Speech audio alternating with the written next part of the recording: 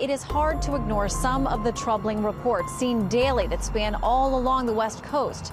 How a place with 58,000 homeless people can continue to function. The investigation revealing trash littered across every block says the Golden State has the worst quality of life in the nation.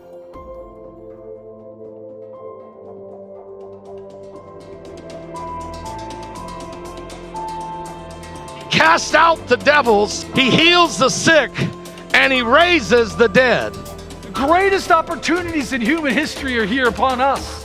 That's the good news we've got tonight. Psalm 89. O Yahweh, God of hosts, who is mighty as you are, O Yahweh, with your faithfulness all around you. Conference is about activating your faith, divine reversal, and a divine reversal in a blessing way.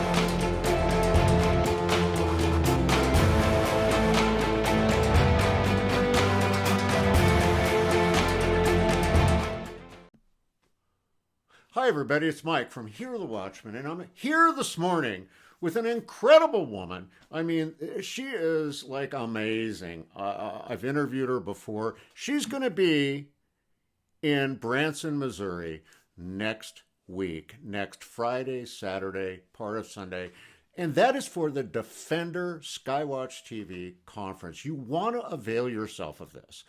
It's sold out, so there's no more seats, there's no more tickets, but you can still be a part of it.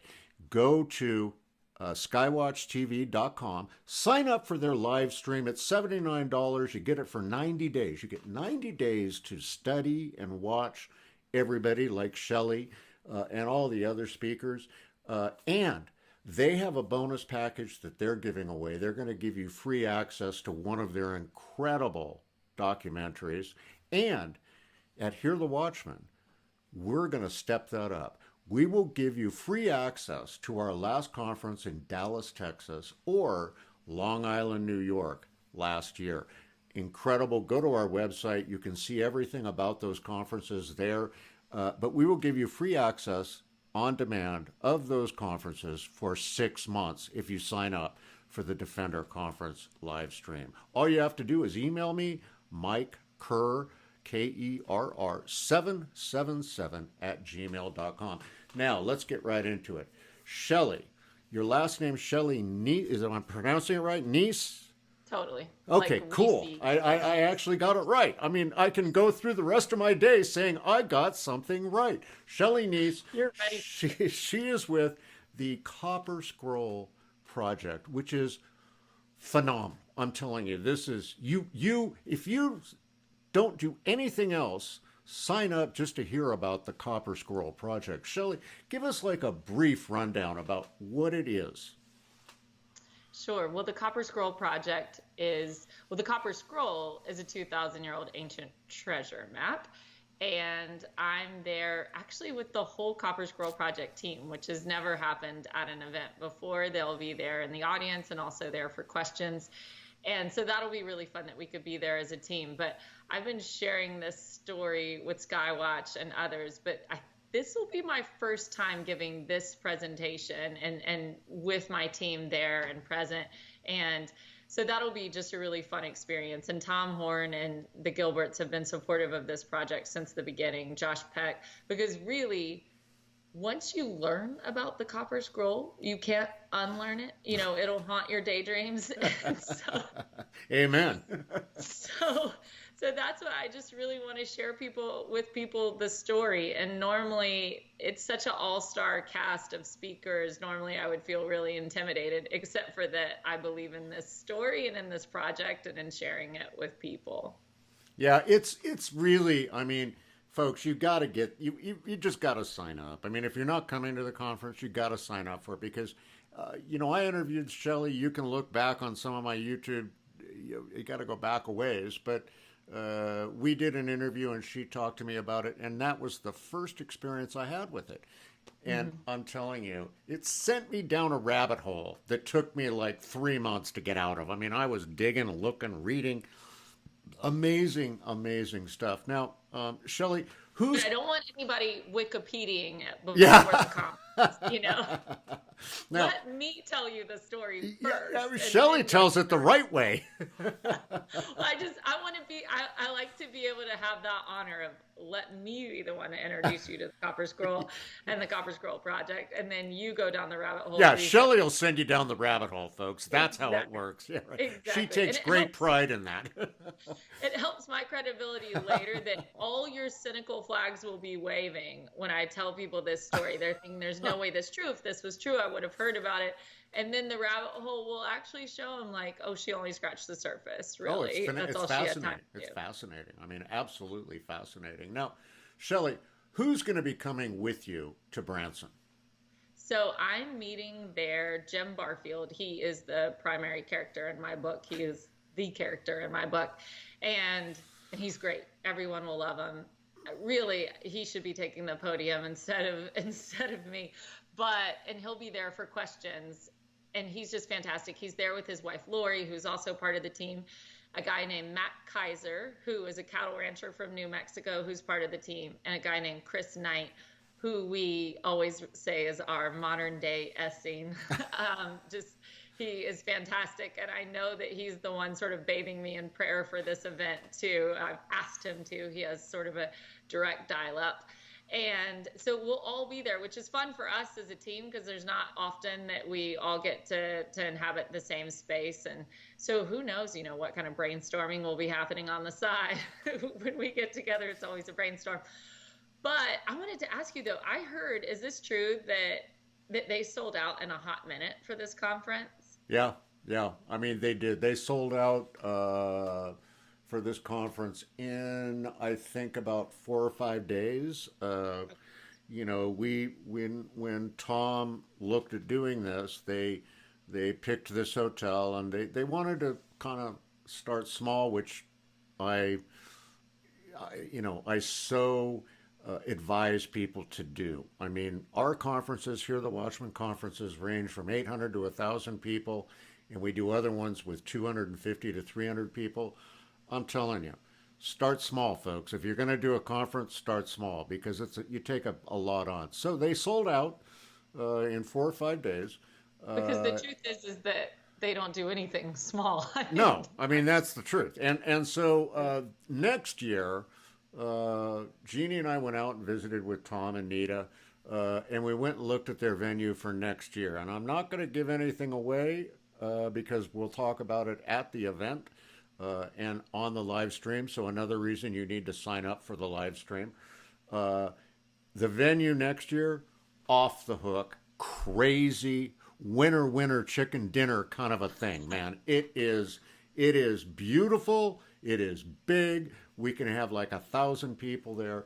It's going to be amazing. But so already double next year. Yeah. I mean, and you know what the thing is about these conferences, Shelley, is this is a chance for all of you, whether you're there in person or whether you're doing the on-demand of it, to fellowship, to join the remnant body of Christ and to be a part of something. Because so many times, I have a friend by the name of Mark Sutherland from London, England, and he came to a Hear the Watchman conference. The first time I met him, he walked right up to me, and in that English accent, he says, "Brother, I think I'm crazy." And I looked at him, and inside I thought maybe this guy is, but I said, "Why do you think you're crazy?"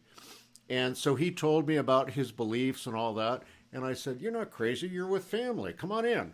And he's been to every Hear the Watchman. He's going to be speaking for us in October at the Hear the Watchman conference. But Shelley, the book, you wrote an incredible book that was published by Defender Publishing. They sell it. Yeah. I actually have a different publisher. I didn't know about them. Maybe it would have been, but... Okay, so tell us, though, how did that book come about? And give us just a brief synopsis. Sure. Well, so actually I was at a conference over 10 years ago. So be careful what conferences you go to. It might take over your life. 10 years ago in Texas, and I was a young journalist, young mom looking for a story. And the truth is that I was always supposed to write about politics. I work for an Israel advocacy organization, and I'm kind of terrible about writing about politics. My graduate degree was Middle Eastern Studies, and so the idea was that I was writing about the Israeli-Palestinian conflict. But a lot of people do that, and a lot of people do that well, and I just could never shake the inclination to always do history. I mean, always just put things in a historical framework, because the truth is that without the historical framework, we can't understand why we're sitting where we're sitting and what's going on in the world. So it was within my personality to find a story that cut both ways, that was both modern and ancient. And that's what the Copper Scroll Project story is. So I met Jim Barfield there that day. And even though I walked away wondering if he was crazy, wondering if I was crazy, I mean, the only good conversations worth having are the ones you walk away needing to do some research afterwards. And so really after that day, I knew I had to write about it in small form. And so I started writing articles for Jerusalem Post and for my organization. We're called Jerusalem Connection. And that's where it started. And it's pretty shortly afterwards realized that this was much more than just an article. But really, because it's archaeology, because it's dealing with really one man's life and journey, it takes time. And so for 10 years, I just slowly documented what was happening in front of me, what was happening in the life of Jim Barfield, in the life of the Copper Scroll Project, and getting to know the team. I mean, I think at first, I'm also not that great at being an unbiased journalist. And so, I think I played that role in the beginning articles, but eventually just really, it became sort of a Copper Scroll Project team and family. And that's where I think actually, I think what gives the book its best weight is just the longevity of it, because I like adventure and I love stories, and I love all history books that kind of take you on this fun journey. But the thing about the Copper Scroll Project is that you feel the weight of the relationship and of the characters, and that's always the part that I'm suspicious of in some books. If there's adventure and journeys, I always think, well, of course the author loved this. Of course they wanted to go to Israel and walk the Bible, or, whatever the case may be. And don't pretend like this was a trial for you. And so that's what I don't pretend in the book, that this 10 years has been exciting and life-giving in every way. Amazing, amazing. Now, Shelley, how do people get the book? So I'm supposed to say anywhere that you can buy books. I think that's the politically correct way. But of course, it's anywhere that you buy books, and 98% of people are going to buy it on Amazon, I'm sure. But I think Skywatch maybe still has a handful. They bought a lot and they sold a lot. So and what's the name of the book? The Copper Scroll Project. The Copper Scroll Project. Folks, go online. Go to Skywatch, check them first, please. I mean, I'm trying to help Skywatch out. I don't have to be politically correct as Shelley has to. So go to Skywatch. Buy it from Skywatch. If they still have it. Buy them out. I mean, we'll get Tom to order more. How's that? So that works for all of us. Yeah. So listen, Shelley, we'll see you next week in Branson, Missouri. We're really looking forward to it. And folks, please avail yourself of this conference. Get there. Go to skywatchtv.com, scroll down a little bit, click on the flyer there for their live stream, get signed up, email me. The minute you do, email me, Mike Kerr, Kerr 777 @gmail.com, and I will give you access to one of two conferences that Hear the Watchman did absolutely free. So, Shelley, we're just so excited about seeing you in Branson, Missouri. Thank you so much for joining us today on the show. We'll see you in a week. Exactly. All right. See you then, Mike. Thanks. All right. God bless. Folks, that's going to wrap it up for this edition of the Watchman's Report. And remember, please, as we always say, there's nothing that you can't do with Jesus in your heart, except nothing at all. Get out there, get busy, activate your faith. Never, ever give up, and always help people. God bless. We'll see you next time here on The Watchman's Report.